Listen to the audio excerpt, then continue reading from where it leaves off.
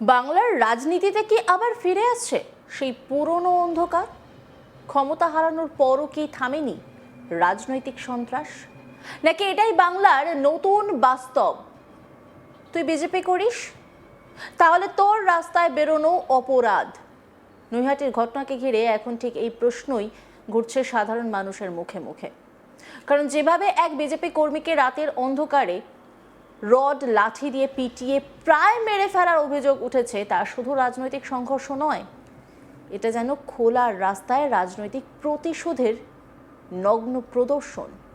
আক্রান্ত বিজেপি কর্মীর নাম ঈশ্বর রত্না, নৈহাটি পুরসভার ৩ নম্বর ওয়ার্ডের সাহাপাড়ার বাসিন্দা, একজন সাধারণ যুবক। কিন্তু তার অপরাধ একটাই, তিনি বিজেপি করতেন।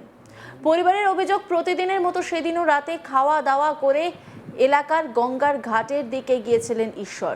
তারপরেই ঘাটে ভয়ঙ্কর ঘটনা। অভিযোগ, পিছন থেকে আচমকা হামলা চালায় তৃণমূল আশ্রিত দুষ্কৃতীরা। রড লাঠি দিয়ে মাথায় এলোপাথারি মারে, থামেনি আঘাত। মাথা ফেটে রক্তে ভেসে যায় রাস্তা। বুক, পিঠ, শরীরে একাধিক জায়গায় গুরুতর চোট। শুধু মারধর নয়, পরিবার বলছে ওরা ভেবেছিল ঈশ্বর মারা গিয়েছে, তাই তাকে গঙ্গার পাড়ে ফেলে রেখে পালিয়ে যায়। ভাবুন একবার, একটা ছেলে শুধু বিরোধী রাজনীতি করে, তাকে এভাবে শেষ করে দেওয়ার চেষ্টা। এটা কি গণতন্ত্র নাকি রাজনৈতিক জঙ্গলের রাজত্ব? সবচেয়ে ভয়ঙ্কর তথ্য, ঈশ্বরের মাথায় 52টি সেলাই পড়েছে। 52টা সেলাই। এটা কোনো সাধারণ মারধর নয়, এটা কাউকে শিক্ষা দেওয়া নয়, এটা ছিল শেষ করে দেওয়ার চেষ্টা, এমনটাই অভিযোগ পরিবারের। ঈশ্বরের বাবা শ্যামসুন্দর রত্নার গলায় এখনো আতঙ্ক, ক্ষোভ, কান্না। তিনি বলছেন, আমার ছেলে এলাকায় একমাত্র বিজেপি করে, তাই বারবার ওকে হেনস্থা করা হয়েছে। এবার জানে শেষ করতে চেয়েছিল। শ্যামসুন্দর রত্না কি বলছেন শুনবো।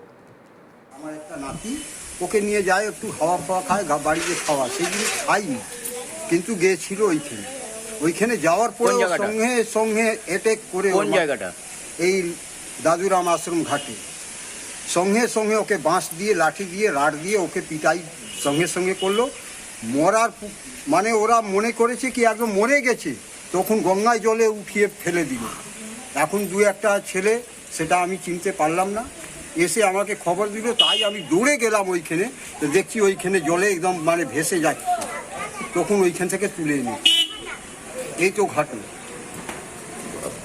এই ছেলেটা বারে বারে আমার উপরে হামলা করে, আমার বাড়ির উপরে। আপনি কখন জানতে পারলেন? আমি ওই 8 ঘন্টা পরে, মানে 12টার সময় জানতে। গিয়ে কি দেখলেন?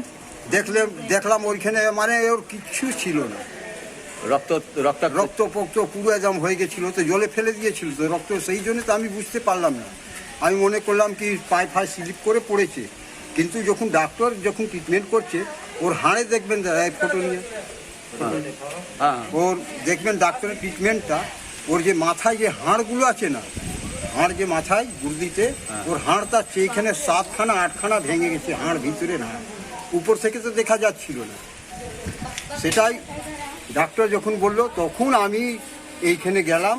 আর জি করে ডাক্তারটা বললো, এইখানকার ডাক্তার তো ট্রান্সফার 3 জায়গা ট্রান্সফার হলো।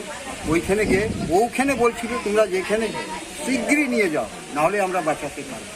তো স্যার, আমি তো 2016 থেকে কোম্পানি থেকে বাইরে আছি, আমার কাছে তো টাকাও পয়সা নেই, বুঝলেন। ওর একটি দোষ, কেউ বিজেপি করে। আমার এই একটা বক্তব্যই বাংলার বর্তমান রাজনৈতিক পরিস্থিতির সবচেয়ে ভয়ঙ্কর ছবি তুলে ধরছে। কারণ একটা সময় ছিল মানুষ রাজনৈতিক মতাদর্শ নিয়ে তর্ক করত, এখন অভিযোগ উঠছে রাজনৈতিক পরিচয়টাই হয়ে যাচ্ছে টার্গেট হওয়ার কারণ। তৃণমূলের বিরুদ্ধে বহুদিন ধরেই অভিযোগ ছিল, বিরোধী রাজনৈতিক কর্মীদের উপর হামলা, ভয় দেখানো, এলাকায় ঢুকতে না দেওয়া, ব্যবসা বন্ধ করে দেওয়া, বাড়িতে হামলা। কিন্তু ক্ষমতা পাল্টানোর পরও যদি সেই একই অভিযোগ ওঠে, তাহলে প্রশ্ন উঠবেই, তাহলে কি সন্ত্রাসটাই আসল শক্তি ছিল, নাকি ক্ষমতা চলে গেলেও মাটির স্তরে এখনো সক্রিয় পুরনো রাজনৈতিক গ্যাং? ঘটনার পর গুরুতর জখম অবস্থায় ঈশ্বরকে প্রথমে নিয়ে যাওয়া হয় নৈহাটি হাসপাতালে, তারপর কল্যাণীর JNM হাসপাতালে। অবস্থার অবনতি হওয়ায় শেষ পর্যন্ত কলকাতার আরজিকর হাসপাতালে স্থানান্তরিত করা হয়। অর্থাৎ আঘাত কতটা ভয়ঙ্কর ছিল তা হাসপাতাল বদলের ঘটনাই বুঝিয়ে দিচ্ছে। এদিকে স্থানীয় বিজেপি যুব মোর্চার নেতা লখিন্দর রাজভর আরও বিস্ফোরক অভিযোগ করেছেন।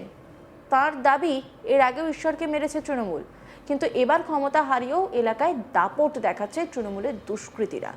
এই অভিযোগের রাজনৈতিক গুরুত্ব অনেক, কারণ বাংলার রাজনৈতিক পালা বদলের পর সাধারণ মানুষের একটা বড় অংশ ভেবেছিল এবার হয়তো রাজনৈতিক হিংসা কমবে, কিন্তু নৈহাটির ঘটনা যেন উল্টো ছবিটাই সামনে আনছে। এখন সবচেয়ে বড় প্রশ্ন, এটা কি শুধুই ব্যক্তিগত আক্রোশ নাকি রাজনৈতিক হারের বদলা? কারণ বাংলার রাজনীতিতে যখনই ক্ষমতার পরিবর্তন হয়েছে তখনই একটা অংশ প্রতিশোধের রাজনীতির অভিযোগ তুলেছে, আর এবারও সেই একই আশঙ্কা সামনে আসছে। বিজেপির দাবি, তৃণমূল ক্ষমতা হারানোর পর এলাকায় নিজেদের প্রভাব বজায় রাখতে ভয় দেখানোর রাজনীতি শুরু করেছে। এখন বিরোধী কর্মীদের উপর হামলা চালিয়ে বার্তা দেওয়া হচ্ছে, ক্ষমতা গেলেও আমরা আছি। আর এখানেই প্রশাসনের ভূমিকা নিয়ে উঠছে সবচেয়ে বড় প্রশ্ন। পরিবার অভিযোগ করেছে, থানায় অভিযোগ দায়ের হলেও এখনো পর্যন্ত কাউকে গ্রেপ্তার করতে পারেনি পুলিশ। লখিন্দর রাজভর বিজেপি কর্মী কি বলছেন শুনব। মারার পুরো প্রয়াস করে দিয়েছে, আর ওর উপরে আজকে না, ওর উপরে 3-4 বার এটা নিয়ে হামলা করে দিয়েছে। একটা কিছু হোক বা না হোক, কিছু এখানে গ্যাং আছে, তারা ওকে পুরো এক হয়ে ওর নামে একটা কমপ্লেন করবে, তারপরে ওকে মারবে। এটা বহু দিন থেকে, ও যখন থেকে আমাদের সাথে যুক্ত হয়েছে বিজেপি, তখন থেকে ওর উপরে একটা ষড়যন্ত্র এরকম চলতেই থাকে। যারা 2 নম্বর করে তারা এক হয়ে ওকে আবার মারে। আজকে যা মার মেরেছিল, ও তো উপরওয়ালা আছে, ও বেঁচে গেছে। ওর সঙ্গে শত্রুতা কিসে? শত্রুতা একটাই কি, ওই পাড়াতে একা বিজেপি করে 1-2 জনকে নিয়ে, তাই জন্য। আর এখানে কিছু দোকান চলে 2 নম্বর, সেগুলো বন্ধ হয়ে গেছে, তাই জন্য। কেন? অভিযুক্তদের নাম পর্যন্ত জানানো হয়েছে। স্থানীয়দের অভিযোগ, এলাকায় সবাই জানে কারা হামলা করছে, তাহলে গ্রেপ্তার হচ্ছে না কেন? এই প্রশ্ন এখন শুধু বিজেপির নয়, সাধারণ মানুষেরও। কারণ আইন যদি রাজনৈতিক পরিচয় দেখে কাজ করে, তাহলে গণতন্ত্র বিপদের মুখে পড়ে। বাংলার মানুষ কয়েক বছর ধরে অনেক রাজনৈতিক হিংসা দেখেছে। ভোটের সময় রক্তপাত, বুথ দখল, খুন, বোমাবাজি এসব যেন স্বাভাবিক ঘটনায় পরিণত হয়েছিল, কিন্তু একটা সাধারণ বিজেপি কর্মীকে রাতের অন্ধকারে এভাবে মারধরের অভিযোগ নতুন করে আতঙ্ক বাড়াচ্ছে। অনেকেই বলছেন এটা শুধুমাত্র একজন ঈশ্বর রত্নার উপর হামলা নয়, আর এটা আসলে একটা রাজনৈতিক বার্তা। বার্তাটা কি? বিজেপি করলে এর ফল ভুগতে হবে, আর এটাই যদি সত্যি হয় তাহলে সেটা ভয়ঙ্কর। একসময় সিপিআইএম এর বিরুদ্ধে এই অভিযোগ উঠত, পরে তৃণমূলের বিরুদ্ধে উঠছে। এখন মানুষ প্রশ্ন করছে, বাংলার রাজনীতিতে কি কখনোই বদলাবে না? ঈশ্বর রত্নার ঘটনা সেই প্রশ্নকে আরও জোরালো করেছে। সবচেয়ে বড় কথা, এই হামলার নির্মমতা মানুষকে নাড়িয়ে দিয়েছে। অন্যান্য খবরের আপডেটের জন্য অবশ্যই নজর রাখুন আজ তাক বাংলার ইউটিউব স্ট্রিমিংয়ে। লাইক, কমেন্ট, শেয়ার এবং সাবস্ক্রাইব করতে ভুলবেন না।